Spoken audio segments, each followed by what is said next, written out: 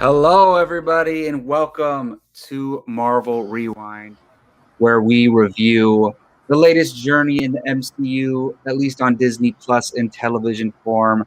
I am Jacob Bartley, and I'm joined by Keith Barnes, and we're going to be Yes. talking about episode 2 of season 1 of What If. I believe it's titled "What If T'Challa Became a Star-Lord."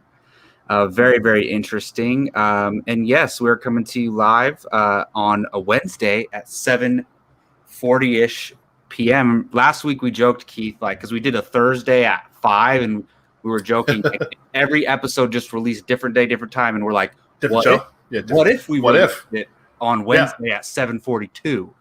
Just what if?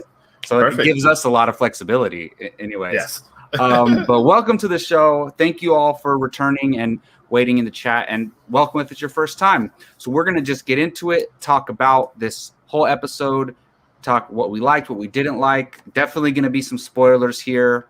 So Keith, this is your first time talking What If. Did you really quick, did you like the first episode? Oh, I did. I definitely did. The animation is amazing. It's really cool. Really good. And I was pleasantly surprised that it was mostly all the regular actors voicing the characters, which is pretty cool. Because I just, for some reason, I didn't think it would be. Yeah. So I was really surprised, like Sebastian Stan actually voicing. You kind of find that out in the credits too. Yeah, exactly. Yeah, that's where I paused it. I'm like, oh my gosh, that really was what's the Neil McDonough as Dum Dum Dugan. That was actually I think the only I guess it wasn't Chris Evans, right? As I don't think it was Chris Evans, but everybody else. Yeah. But everybody else, it was really good. So, but yeah, I enjoyed it. You know, like we and I talked, and I'm gonna have a similar. I don't want to say criticism, but just question to this episode is, and we talked about it off air last night. Is just that I thought these were going to be different universes, but the same stuff is happening that happened in the original universes that we saw. Which is odd to me. I don't know. I just find it odd. I mean, it's not odd to me, and we can get into that debate. And maybe, hopefully, this episode brings that up again for you. Yes. And I was thinking about that when I was watching this newest episode, man. So I'll go to you first. How are you feeling about episode 2?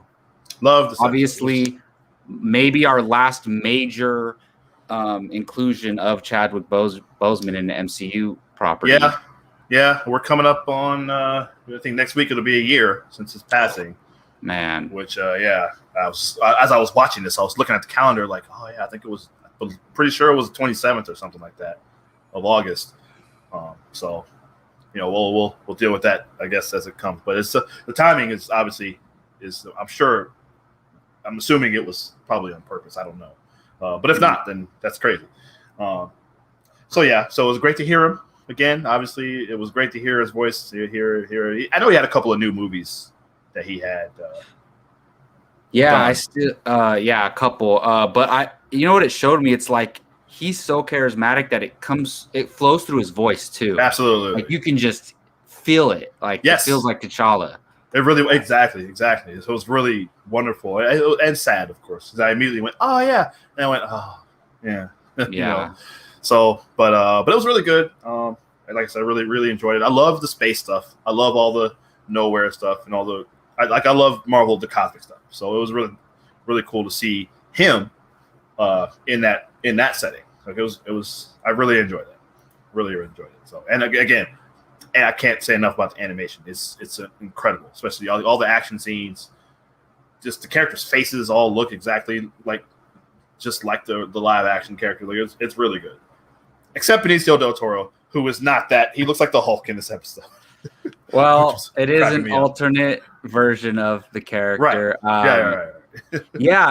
I really like the animation. It's something different. And Jake said last week, look, well, in my opinion, it's not the best animation I've ever seen. Obviously not, but it's really good for the show. But Jake said something last week that I also thought is that it kind of looks realistic, meaning that the characters look like the actors very much who are playing them. And I especially noticed that with Captain Carter last week. Like even when she was the super soldier version of it, I could totally see Haley Atwell in that character.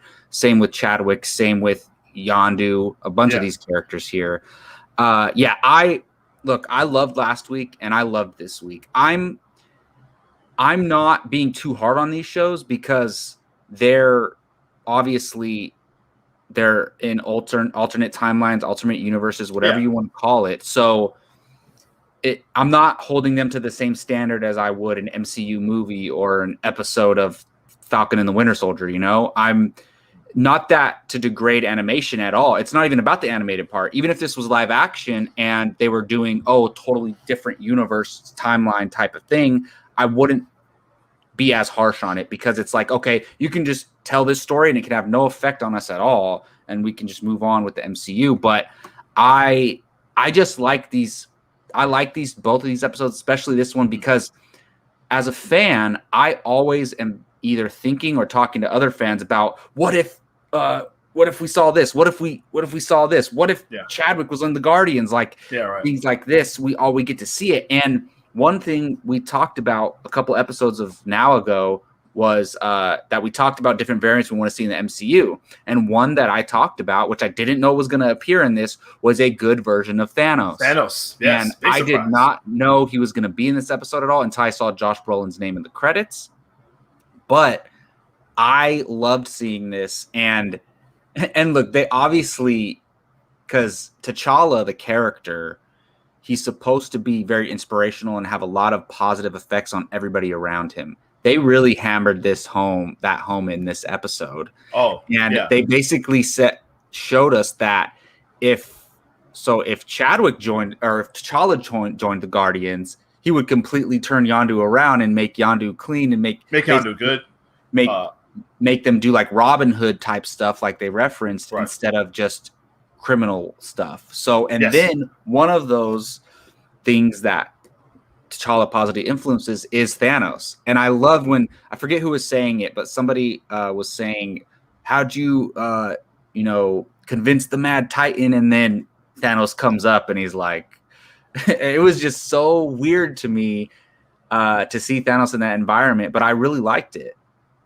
Just him, just the fact that he simply just talked Thanos out of executing his plan. Like, just talk to him. That's what he said. Just a simple conversation, saving half the universe with a simple conversation or whatever it was he said. That was quite a surprise. So my daughter Sophia and I were sitting here watching it. And I perked up. And whoa, Thanos! Like I had no idea. Had no idea. But again, and Josh Brolin, and it's crazy because hearing him talk and being a good guy and helping out, it was just, I rather enjoyed that. It was just weird to hear because you're so used to hearing him be so menacing. Obviously convinced in what he's doing, which he's still kind of. No, it's so funny because he believes in his plan still. He's still, exactly. It's kind of like, you guys are living among a maniac who can at any moment be like, you know what, I should go back to my plan. Right. He still thinks if I were them, I'd be looking over my shoulder all the time because Thanos is, and basically Thanos was a Ravager. He's part of their crew. Right. And I thought really get to the end, I know we're jumping ahead, but just for this moment to just jump ahead to the end when the Collector had he had Cap Shield and he had Mjolnir and he had Hela's thing in there. I thought maybe the Infinity Gauntlet with stones might be in there. Oh my goodness! I thought Thanos might go back. There was a scene when he goes back to save Nebula. I thought he would go back, or Nebula went to save him. I thought for a second he would go back and go find the Infinity Gauntlet and then and execute. Still his plan. But he's all casually talking about it at dinner, when they're all hanging out at the end. So and Okoye's that sounds like genocide. He's like, no. Yeah. So let's rewind a little bit. Was there anything? No pun intended. Name of our show. Was there any thing else towards the beginning that caught your eye? Maybe the way T'Challa left Wakanda. Any of those type of things? Oh, that was really good. Well, the first thing, he throws that spear. I guess maybe Wakandan weapons can penetrate the force field because he threw that spear and it went right through it. Leave the force field, I think, right? I wouldn't imagine. Maybe. I mean, I don't know. I just assume since maybe it's a vibranium thing and it's Wakandan and it's I don't know. That's the first thing I noticed. Like, well, I always thought of it that because I don't think T'Chaka would keep his people prisoner. Like, if they want to leave, they can, but they just can't they can't talk about Wakanda or tell people where Wakanda is. But I don't know. Maybe you're right. I always assumed anything can leave it. Yeah, I don't know. It's a silly little thing, but I just noticed that. Like, But no, I love how he gets them back to the ship, and they're like, "You got the wrong kid." Like, which I immediately that made me laugh right away. Yeah, I loved how T'Challa wasn't like he just wasn't he was in awe because he wanted to see that, but he wasn't scared or anything. He was like, "Oh, cool!" That's the type of thing he's obviously he'd wanted to see forever. Mm-hmm. And they have weird flying ships all around Wakanda, so I'm sure it wasn't too out of the ordinary for him to see that. But I loved his reaction to that, and I love and Sean Gunn once again. They actually got Sean Gunn to voice. That was cool. Yeah, and so I thought that scene was pretty funny. Yeah, for sure. Anything else stand out to you that you wanted to bring up at all? No, well, the opening scene, to jump back to the opening, played out, it kind of goes back to what I was talking about earlier, when Jaimin Hunsu's character. Yes, so it's like, okay, so you had an issue with the first episode that, it seems like there's a character change, but all the major events around them are still happening the same way. It's the same. Except the things that they change on their slight path, little, basically. Exactly. Slight. So I understand that for the Captain Carter episode because, it basically was literally playing out like the first Avenger movie. It was just fast paced, right? I don't feel the same about this. I know there's a few things that happened, like the scene, like the very first opening scene. Yes, but other than that, it kind of seems like he kind of changed, everything. That's what changed around him, From there on, yes, it was different from there on. So it worked out better in this one, because it's that moment where obviously Ronan is looking for this the stone, whatever that one was, the purple, what do they call it in Guardians? I forgot. Was it the Power Stone or? It's the Power. That's not what they called it, but I think it is the Power Stone. Yeah. The orb. I mean, they're calling it the orb. Yeah. So Ronan's looking for that, obviously. So other than that, you're right. It worked out a little bit differently from there on. But but just the fact that T'Challa's presence there obviously made everything different because the Ravagers are good, and whatever it is, I can't remember when he finally actually did escape. And he took the Rachel Korath is his name. Took him with him, and exactly. That's exactly what I was going to say. Yeah, he was a major part of it, and that was pretty funny seeing him fanboy over Star-Lord. And I love how original Star-Lord, they're like, who? Like, we never heard of you. And then this one, they're like, oh, Star-Lord. Yes, they're basically very funny. Saying that T'Challa is a much better human being than Peter Quill much better at being, exactly. Which, Peter Quill's great, but he's kind of like, hey, he's kind of chill. He's just going to go with the flow. And he's an idiot. He's kind of an idiot. T'Challa's like, nope, we're going to fix the galaxy, make things better right away. You know? Right. It took Peter Quill a long time to get there. To get to that point, exactly. So, it makes me wonder too about Korath because obviously he was around when Captain Marvel first kind of showed up. So I wonder. That's true. Yeah. I wonder if we'll see him again in another episode. I don't know if she's supposed to be in any of these. There's something a different what if alternate Captain Marvel. Well, supposedly they're supposed to. There's going to be all these stories are going to come together.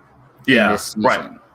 So that's very interesting. And I think we got a hint of that towards the end of this episode as to why. But we can talk about that was kind of like a post-credit scene. We'll talk about that near the end. But this was just really cool to see. And I I don't know about you, but I loved the different version of Nebula.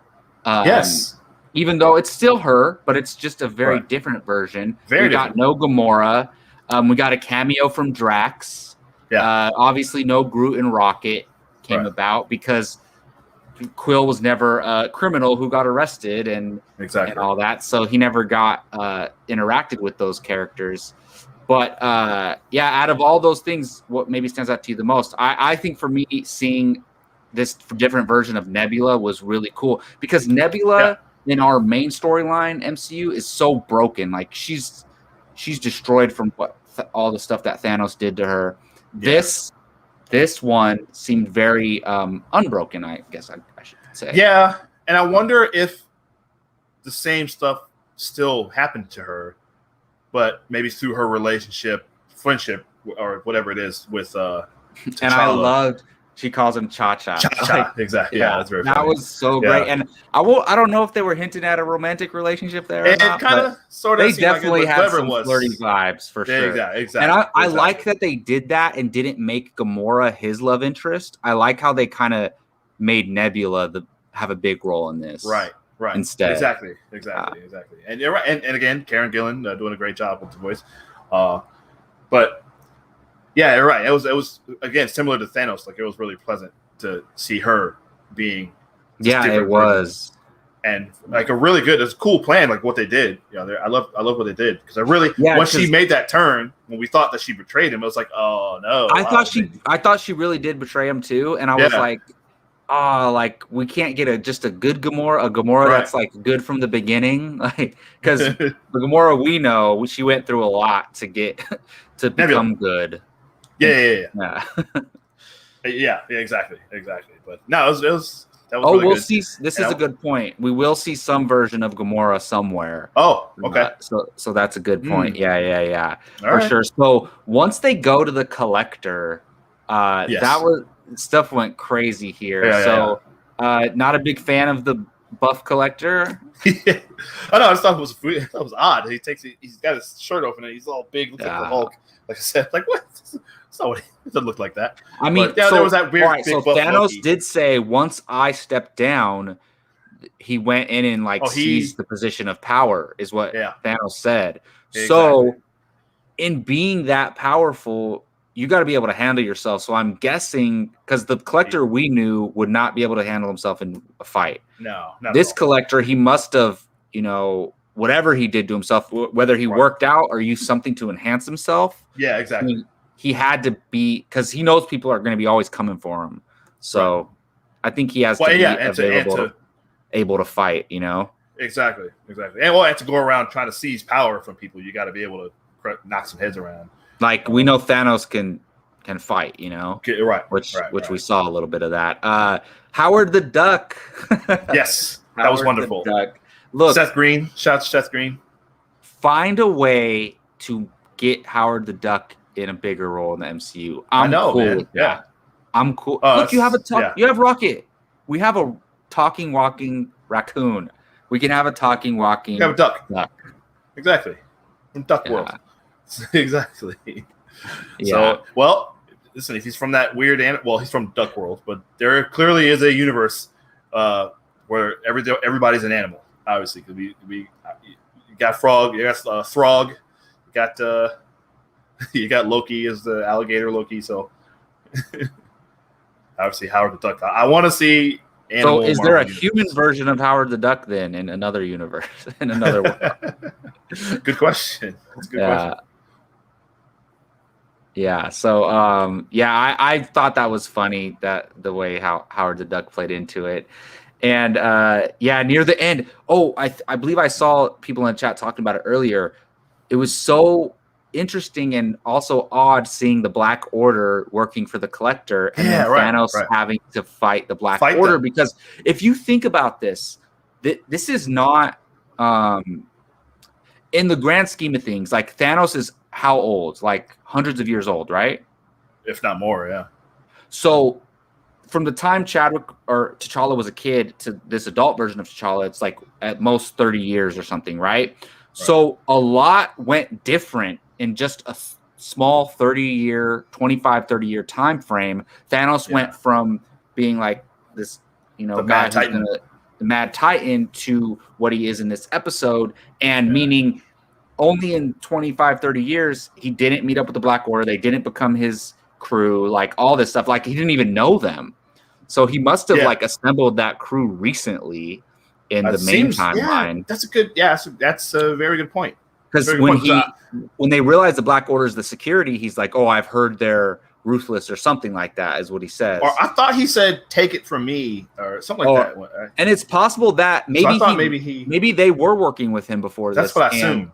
And he turned. But normally in that situation, like they have one of the characters say, "You betrayed us." Like, look at you. You're.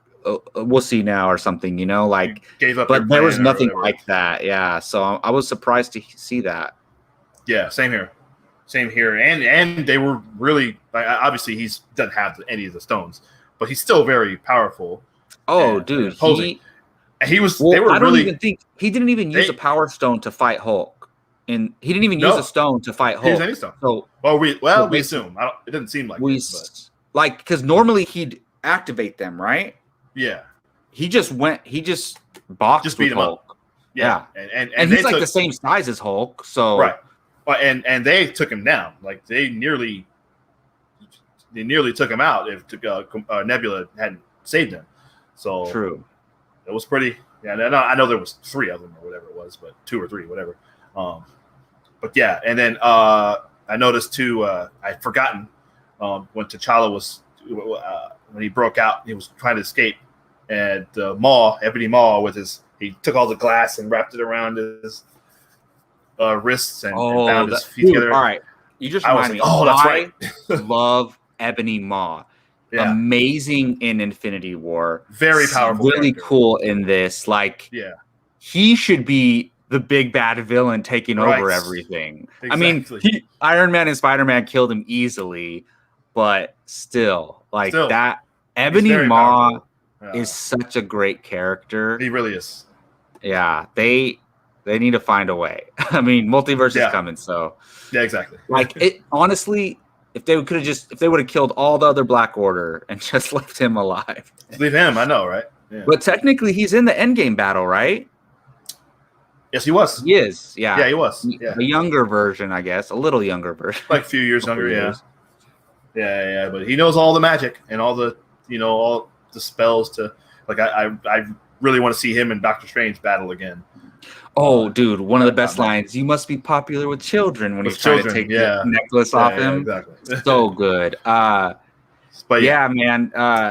So a lot they get away. What else? They finish their plan. Nebula they get that little thing. That little thing that they were trying to steal. So they were trying to take it to another planet. Yeah. Because a planet that is exhausted of all their resources. And so basically one little sprinkle can create a whole freaking thing. And they threw a couple sprinkles in there and it basically took over all of nowhere. Like now it's just covered in plants.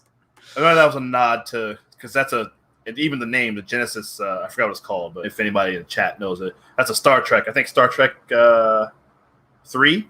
There's a similar thing they were going to use Genesis chamber or whatever it was. That's how they used to bring Spock back to life and to populate a planet or whatever. The very same thing, same premise. It was Rachel. It was Star Trek. Yes. Oh yeah. Oh, true. Yes. Yeah. So they're talking in the chat a little bit about the space dog, and I forget his name, but didn't he appear in Guardians? Wasn't he in the background, right? Yeah. In the collector. Yeah. The collector had him in the. The collector had him. I think his name's Cosmo.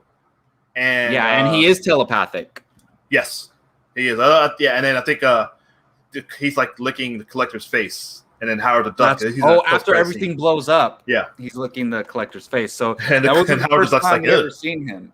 Yeah, dude, I would love to see this crew of Guardians in live action.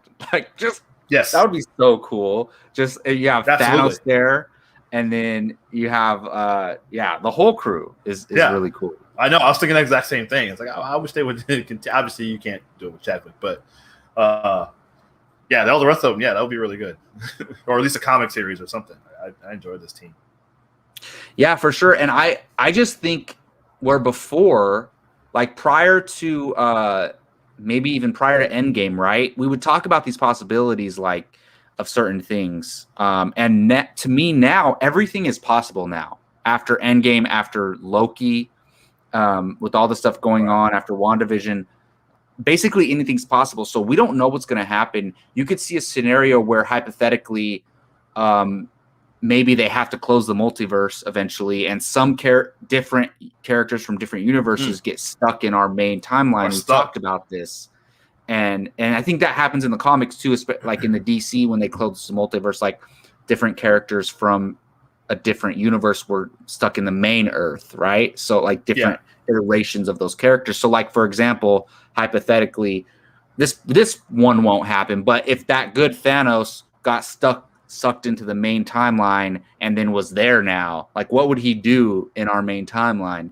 Something like that, which I think is not him specifically, but I think something like that is possible.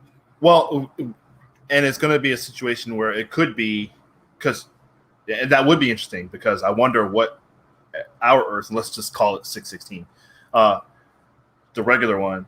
Gio, what's up, man? You got to watch it. Hey, Gio. Thanks for coming in, man. I know he's like watching our spoiler review. We know he doesn't care about spoilers. Yeah. But no, I wonder how Earth would react to seeing him. And he'd have to be like, wait, no. Like maybe if he saw the devastation that he wrought with his plan, maybe it would make him change his mind. Yeah.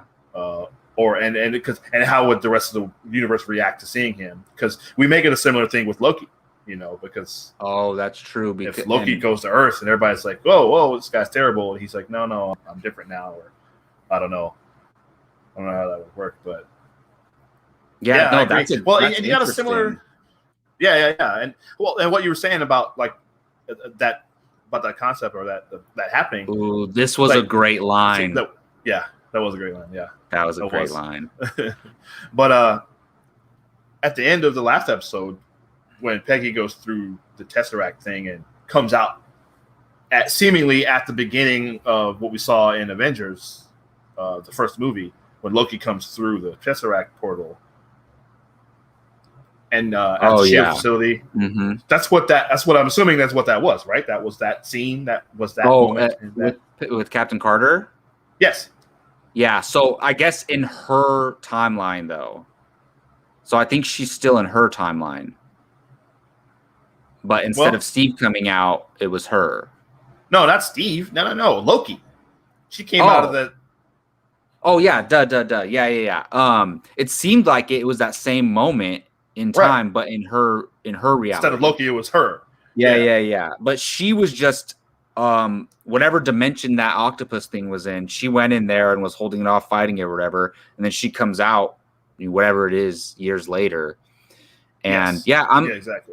We're talking about that, how like just because one character changes doesn't mean everybody's changes. So in her, like Hawkeye was still Hawkeye, Nick Fury's still Nick Fury. Nothing's really changed. And same with this episode, Yondu's still Yondu, but he was changed by meeting T'Challa instead of Peter Quill. Speaking of Peter Quill, to wrap up this show, I assumed going into this show that these were just going to be little standalone one-off episodes, like just for fun. Mm-hmm. Right? But it turns out, coming off of Loki, going into this, the way they're approaching it, having the Watcher and all this stuff, we're heading into Multiverse of Madness. It seems like they're making this an important viewing experience as an MCU fan. Yes. And they're including all these things, like they're going to matter and they're going to have an influence. And especially that we know they're probably going to come together later on in this season. They show what is his name? Ego, the Living Planet. Because look, I saw is it Jeff Bridges plays Ego? Or Kurt Russell? No, Kurt Russell. I always mix them two up. Okay. Kurt Russell, who plays Ego, I saw him in the opening credits and I was like, oh, we're going to see Ego. And by the time we got near the end, I was like, whoa, where's Ego? And then we go right into it. So we see, if Peter Quill never got taken by Yondu and the Ravagers, he would have just been working at a fast food joint, mopping floors, listening to music. But little does he know, he's half celestial, and his father, Ego, is coming looking for him. And the Watcher said this is going to lead to the end of the world, but we'll get to that later. So I think this is going to be the big bad threat that they all have to face. Did you get that feeling too? Oh yeah, that's it. Whatever it was that Ego was trying to do in Volume 2, I can't remember, but he wanted Peter Quill back to. Remember, he was spreading his seed all over the galaxy, and Peter Quill was the I think he wanted Peter Quill to take over for him, basically. Yeah. Well, but there was something. Yeah, you're right. He did. He definitely did. Because I think he was like getting too old. There was something. Maybe. Yeah. Maybe. But I don't know. He had an evil plan, whatever it was. And so if that's winds up being what happens, I don't know who's. Well, we'll see. We got a few more episodes to see. Is maybe put the team together to stop him. So if you remember in Guardians 2, he was fighting Ego, but so Peter Quill gets his celestial power from Ego. From him, yeah. So if my understanding is correct, like Ego dying took away that power from severed the connection or something like that. Something like that. So our current Peter Quill isn't as powerful as he once was or could have been. But this version of Peter Quill, somebody said Evil Quill. Rachel said Evil Quill on the way. Right. It's possible that he recruits his son, and they got to fight Ego and Peter Quill, and that means Peter Quill is going to be superpowered next to his dad Ego. So that could be interesting. So I like where they're going. I think this was fun. These aren't the greatest things in the world, but they're super super fun. And it was. Like, to me, I know it was animated, but I still felt like it was Chadwick through that performance. And it was T'Challa. So absolutely, it was really beautiful, nice. Beautiful tribute to him. Really, really nice at the end, and the music, obviously, the credits and everything. It was very touching, and like I said, it's been a year. But that was nice. That was nice. I like the way it ended too. Yes, and to top it off, this line was amazing. On any planet, among any people, there ain't no place where you don't belong. And then he goes on to say that it depends; it's where you want to be. Right. And that was so great. It was very touching. And I think Starger mentioned it earlier. Like, look, losing Chadwick, that's a real life thing, and that's awful, and this was just a nice revisit to that character. But also Yondu, the character's dead in the MCU, which I don't love Guardians 2, but I think the Yondu storyline in Guardians 2 is underrated, and it's amazing. And that moment when he gives Quill the helmet and so he can survive, amazing moment. So It was interesting seeing that him be a father figure to T'Challa too. Absolutely. Well, and then not only that, but T'Challa's father, T'Chaka, is still alive. Yes. And they go back to Wakanda. That's a great point. So, yeah. That is a great point. Yeah. So there's a bunch of cool stuff that we can get into with that because they're going to, we're going to see Killmonger again this season. So that should be fun. Well, any last thoughts, Keith, before we wrap this up? Great episode. Really, really good. I really enjoyed this. I enjoyed the episode last week. This one, like I said, I love all the space stuff, so I enjoyed this one a little bit more.